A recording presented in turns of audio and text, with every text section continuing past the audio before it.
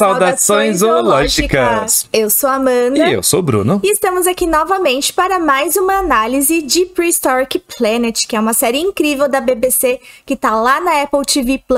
E o episódio que a gente vai analisar se passa em ecossistemas ali frios, de altas latitudes. Então, bora lá para essa análise? Muito bem. E onde que se passa no mundo, né, essa análise? Esse episódio, ele se passa em 3 localidades diferentes. A gente no começo achou que seriam só 2, mas depois aparece uma terceira. 2 no hemisfério norte e uma no hemisfério sul. Então as 2 do hemisfério norte são a região ali do norte da América do Norte, especialmente o Alasca, onde várias descobertas importantes foram feitas nos últimos 10, 15 anos.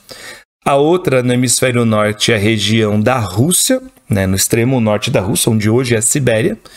E no hemisfério sul a gente tem os fósseis lá da Antártica, também nessa região onde mostra esses animais, como que eles viviam e como que era a reconstrução da Antártica. Vale ressaltar que nessa época os polos do mundo ainda não estavam permanentemente congelados. Então um bicho andando lá na Antártica com uma floresta de fundo, porque ainda tinha vegetação, ainda tinha essa característica que hoje não existe mais lá na região. Então a gente vê neve, mas a gente não vê coberturas de gelo permanente. E a gente inclusive vê que quando chega a primavera o gelo começa a derreter, a neve começa a derreter, dando origem a rios. Então é um ecossistema frio, mas os bichos são adaptados, bem adaptados para esses locais, e não são locais permanentemente congelados, ainda é diferente. E aí, logo de cara, a gente vê o primeiro dinossauro que aparece, que é um dromeossauro. E, na verdade, eles não especificam, né, qual espécie de dromeossauro é essa que aparece pra gente no documentário. Então, seria um dromeossauro aí genérico. Da família Dromeosauridae. Da família Dromeosauridae, mas a gente não sabe qual espécie que é. E isso faz sentido, por quê? Porque em alguns casos, os fósseis que são encontrados de determinados, né, indivíduos, eles são muito fragmentados. E aí os paleontólogos não conseguem identificar o animal a nível de espécie. Então, às vezes, identifica a nível de gênero ou, às vezes, só a nível de família, né? Justamente porque, às vezes um dente, uma vértebra, algo muito fragmentário. Dependendo do caso, dá para identificar assim, se for bastante diagnóstico, mas em outros casos não, como é o caso aí desse dromeossauro que aparece. E eles representaram esse animal de uma maneira muito bonita, Maravilhoso, né? Um dos mais bonitos da série, né? Um dos mais bonitos, com essas penas coloridas, mas não só coloridas, mas iridescentes, né? Essas penas que quando a luz do sol bate, dependendo do ângulo que você olha, ela muda de cor. Ela migra ali de um verde para um roxo, tal, bicho bonito. Muito lindo, muito lindo. E a gente observa isso em aves atuais, né? Em muitas espécies de aves, de passarinho principalmente, né? E essa cena específica aqui que a gente deu o print, a gente tirou o print do trailer, mas a gente não lembra de ter visto exatamente essa cena ali dos dois, provavelmente no momento de cortejo, talvez, mas só se passou batido, mas a gente não lembra de ter visto essa cena. E é uma coisa comum isso, né? Porque às vezes isso acontece com filme, por exemplo, né? Aparece uma cena no trailer e na hora do filme não aparece mais, porque normalmente eles preparam esses teasers e trailers muito antes da edição final do filme ou do documentário, nesse caso. Mas uma coisa que nos chamou a atenção foram cenas em que mostraram eles assim vistos de cima, e aí mostrou como a cauda deles era longa e bem azulada. Maravilhosa, até com uma pontinha azul, né, ali. Sim, bem legal. azulada ali. A gente achou uma representação muito bonita. E aí é legal também que mostra que os desafios de morar nessa região não são apenas o frio, mas também a ausência de luz. Em determinado momento do documentário, eles falam que esses bichos acabaram de acordar depois de 3 meses sem luz. Então imagina só, você ficar, né, 3 meses de noite contínua. E quanto mais você se aproxima das regiões nas mais altas latitudes, quanto mais você se aproxima do polo, maior é a duração desses momentos, ou de 100% de dia ou 100% de noite. Em algumas regiões você tem exatamente 6 meses de dia, 6 meses de noite. Dependendo da estação do ano. Então isso muda muito a sua fisiologia, né? A maneira como você vai lidar ali, a sua atividade diária e tudo mais. E depois tem uma cena que a gente não consegue um print, porque não tem nenhuma cena de material de divulgação para tirar print, onde nós temos um bando enorme de hadrossauros, também não especificado de qual nível eles seriam, qual espécie que eles seriam, e esses 3 raptores, esses 3 dromeossaurídeos tentam atacar esse bando.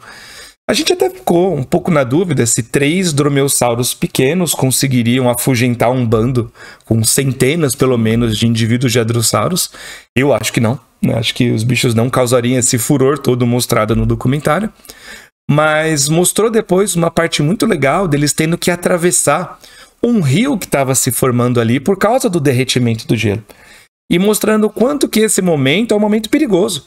Porque os adultos conseguem atravessar tranquilamente esse rio, já que eles são grandes, eles nem chegam a ficar completamente submersos. São bichos muito robustos, né? Muito grandes. Então é só sair andando dentro do rio e tá de boa, mas os filhotes não. Os filhotes têm que nadar num certo momento.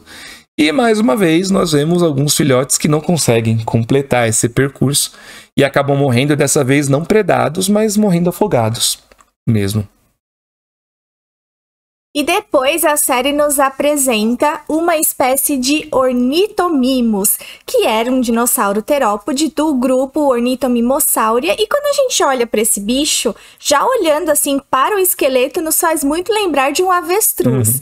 E na representação que eles fizeram, que também infelizmente a gente não tem, né, como tirar print para mostrar para vocês, mas parece muito um avestruz, assim, é impressionante. A gente bate o olho, né, vendo de frente, principalmente, fala, nossa, é um avestruz. A gente até ficou se perguntando, né, nossa, se eu visse esse bicho de repente, eu ia identificar que é um dinossauro não aviano ou ia achar que é um avestruz meio estranho?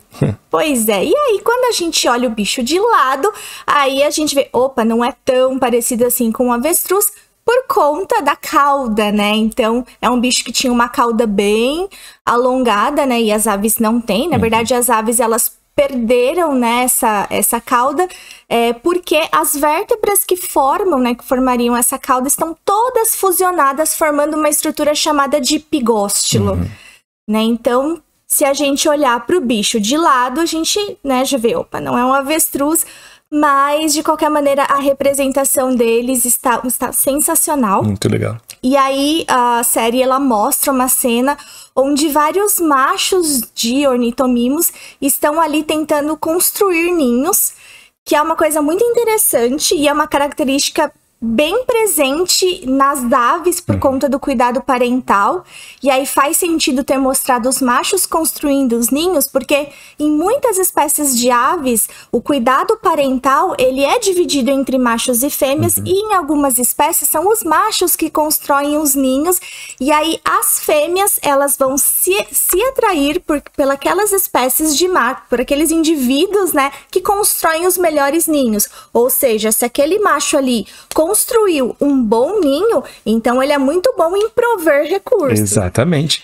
E isso é legal também, porque mostra a capacidade cognitiva desses animais em reconhecer isso. Pois é. E o ninho, ele vai representar não somente um cuidado parental, mas um mecanismo de seleção sexual, né? Sim. Ao invés do bicho selecionar qual era mais bonito, não, vai resolver qual que consegue construir o melhor ninho. O melhor ninho. E aí, por conta dessa pressão, né, que é mais sexual, né, que vai atuar mais, na verdade, nessa questão do ninho, a preocupação deles é em construir um bom ninho. E aí, por conta disso, a série mostra alguns indivíduos ali meio que roubando né, estruturas de ninhos de outros, né? Quando o outro vira assim, vai lá e pega e leva para o seu ninho, porque é difícil montar um ninho. Existem ninhos que são muito complexos, né? Muito bem estruturados.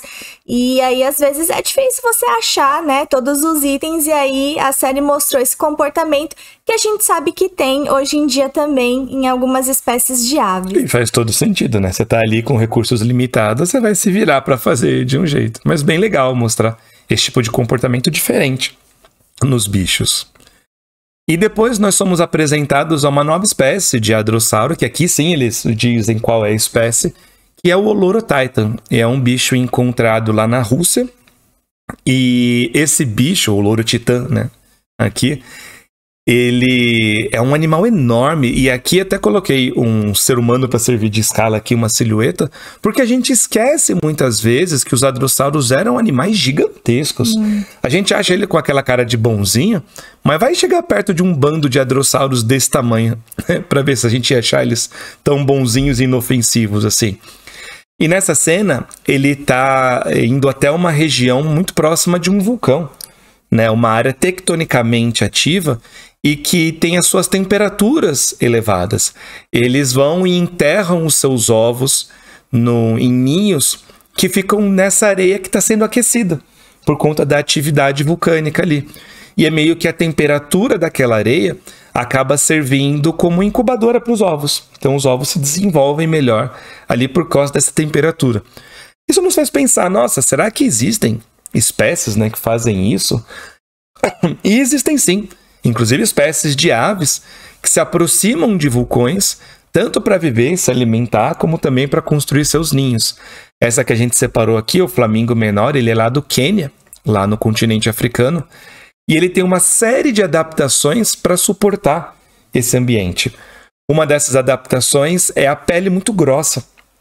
Tanto é que ele consegue caminhar e ficar parado em águas onde a temperatura ultrapassa 40 a 50 graus. Que queimaria qualquer um de nós, né? Qualquer outro bicho, mas a pele dele é resistente a essa temperatura.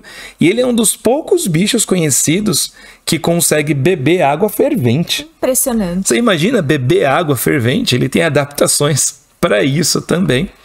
E ele consegue também enterrar os seus ovos ali nessa região. E os ovos acabam sendo incubados. E o Orotitã, ele tinha essa crista na cabeça, e alguns hadrossauros, essa crista tinha conexões com os ossos nasais. E aí, por conta dessa conexão, essa crista funcionava como uma caixa de ressonância, amplificando aqueles sons que eles produziam, como se fosse um berrante natural. Exatamente. E aí, esses sons que eles produziam poderia servir para comunicação entre as espécies do grupo, enfim, né, para chamar filhotes, ou talvez para reprodução, enfim. Então, muito interessante essa estrutura que eles possuíam. E muito complexa também. E como a gente já falou aqui também, a série mostra vários comportamentos assim que a gente nunca tinha parado para pensar, né, que aconteciam aí entre esses bichos, como por exemplo os bichos serem afetados por picadas de inseto. E aí nessa cena... Você nunca associa, né? Tirando o Jurassic Park, né? Você nunca associa... Sim. Ah, coitado dos dinossauros com os insetos. Mas não, em mais de um momento mostra Causava isso, né? problemas seríssimos. A gente já viu isso no episódio de Água Doce. E nesse episódio, ele mostra que justamente quando é primavera, né? E que as flores estão ali, né? Surgindo e tudo mais, o gelo derrete. Você tem uma grande proliferação de mosquitos que se alimentam de sangue. E aí você vê um bando desses bichos aí sendo atacados, né? Literalmente atacados por uma nuvem desses insetos. E aí mostra que os filhotes, principalmente, são os mais prejudicados com isso, porque como são insetos que se alimentam de sangue, então os bichos acabam perdendo grandes quantidades de sangue, acabam ficando fracos e doentes. Então, mais uma vez, a série mostra ali o quão difícil que é ser filhote e todas as coisas que eles têm que passar e que afetam bastante a sobrevivência. Por isso que filhotes, né, eles são bastante suscetíveis a vários impactos, e muitos filhotes acabam morrendo na natureza. Isso é muito comum e foi interessante, apesar de triste, ter mostrado isso no documentário. A gente nunca imaginaria, né? Um dinossauro sendo afetado por mosquitos, mas os mosquitos chegando a matar até alguns filhotes. Então, esse tema dos filhotes é um tema central aqui. Da série toda. Depois nós somos apresentados a um tipo de troodontídeo, de um animal que também não especifica qual exatamente que é, mas os troodontídeos eram animais da família Troodontidae, e para quem não sabe, era uma família muito próxima, tanto dos dromeossaurídeos como das aves também. E a gente ainda não sabe a relação entre esses três. Se troodontídeos eram mais próximos dos dromeossauros ou das aves, ou se os dromeossaurídeos eram mais próximos das aves. Isso ainda está sendo entendido. Mas uma coisa interessante é que os troodontídeos são os animais, os dinossauros não avianos, com a maior relação entre o tamanho do encéfalo, né, a região ali onde fica o sistema nervoso central, e o resto do corpo. O que nos indica que eles eram animais razoavelmente inteligentes. Muitas pessoas confundem isso e colocam esses bichos, às vezes, pensam com uma inteligência de mamífero, quase. Mas não é esse o caso, né? Esses bichos seriam tão inteligentes quanto, provavelmente, as aves mais basais atualmente, como uma ema, um avestruz, e não tão inteligentes quanto os corvos, que são extremamente inteligentes. Mas aí a gente achou legal essa cena no documentário que mostra, durante o incêndio florestal, um troodontídeo pegando um galho, ainda pegando fogo, e levando até outras regiões para botar fogo em outras regiões da mata. E você fala, nossa, como é que um bicho, e por que ele faria isso, né, para botar fogo em outras regiões da mata? E ele bota fogo nessas outras regiões para que os mamíferos intocados e outros animais que estavam ali intocados possam sair das suas tocas fugindo. E aí, quando eles saem das suas tocas, ele vai lá e pega eles. E super se alimenta. Estratégia, né? Muito estratégica. A gente ficou pensando, nossa, mas será que existem animais que fazem isso, que manipulam o fogo para isso? E existem. O Nathan e a Tainá nos lembraram de alguns exemplos, como no caso aqui desse animal, dessa ave, dessa foto aqui, que é o Firehawk, que nativos lá da região da Austrália avistam esses animais, e por isso que deram o nome de Firehawk, né, que significa falcão de fogo, né? Falcão do fogo, aliás, falcão de fogo parece que tá bêbado, né? Seria o falcão do fogo, onde esses animais pegam esses galhos e vão espalhando o incêndio também por várias regiões, justamente para fazer isso, para fazer os bichinhos saírem de suas tocas e eles capturarem eles. Então é muito legal ver outras espécies também manipulando o fogo, de uma certa maneira. E depois a série nos leva para conhecer o Antarctopelta lá na Antártica, Como o próprio nome já diz, né? Então a gente sai da região ali do norte, vai para o sul, vai conhecer o Antarctopelta, que é uma espécie, um tipo de anquilossauro que pertence ao grupo Paranquilosauria. Então é um anquilossauro mais basal. E a gente achou muito legal que nessa cena mostra um bando ali pequeno de 3 indivíduos de uma mesma família, mas que acaba se separando. Porque o objetivo ali nessa cena é mostrar que os bichos estavam tentando procurar um abrigo para se aquecer, porque o inverno já estava chegando, né? The winter's coming. E aí eles precisavam de um abrigo, né, de um lugar para se aquecer. Então a família vai para um local ali embaixo de uma árvore, só que como os bichos são jovens, não são tão filhotinhos, ainda estão se desenvolvendo, mas aí eles cresceram demais e um deles não cabe ali junto com os outros, e aí o bando se separa, ele é obrigado a achar um outro local, e aí depois ele acaba achando uma caverna que é até melhor para ele, mas é uma cena muito interessante. E esse bicho, o Antarctopelta, ele é muito próximo, né? O grupo dele é grupo irmão de um outro grupo a qual pertence o Stegourus, né? Que é esse anquilossauro aí da foto. E é muito interessante esse bicho, o Stegourus, por causa da cauda dele. Se vocês repararem, é uma cauda muito diferente dos outros anquilossauros, porque os anquilossauros, eles geralmente têm aquela bola óssea na ponta da cauda, e o Stegourus não tem. Mas como vocês conseguem ver aí pela foto, é uma cauda que parece que tem uns espinhos bem largos, né? Se projeta assim para as laterais da cauda. E daí a gente ficou pensando, né, e será que o Antarctopelta também poderia ter essa estrutura da cauda, já que eles são, né, grupo irmãos? São as espécies mais próximas umas das outras. Mais próximas, e a gente não conhece a cauda do Antarctopelta, né, ela não foi preservada, né, foram outros elementos do esqueleto do Antarctopelta que foram encontrados, mas não a cauda. Então... Pode ser que ele tivesse pode ser também. Que ele também tivesse essa cauda. E o Stegourus, a gente comentou no nosso vídeo sobre as principais descobertas da paleontologia de dinossauros no ano passado. A gente vai deixar linkado aqui na descrição, e foi um bicho descrito lá no Chile. Então também faz sentido essa proximidade, né, entre a Antártica e o Chile. Ainda tinha pontes de terra ali, ou pequenas ilhas que os bichos poderiam se dispersar por ali. Faz todo sentido. E na cena que mostra o Antarctopelta entrando na caverna, mostra o teto da caverna todo recheado dessas criaturas bioluminescentes que tem esses fiozinhos.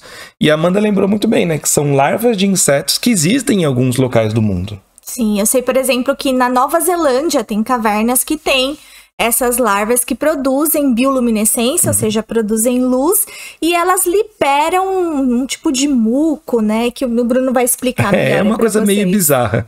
Elas produzem um fio como se fosse um fio de seda, e depois elas vomitam um tipo de muco por cima desse fio, e esse muco é o que torna esse fio pegajoso.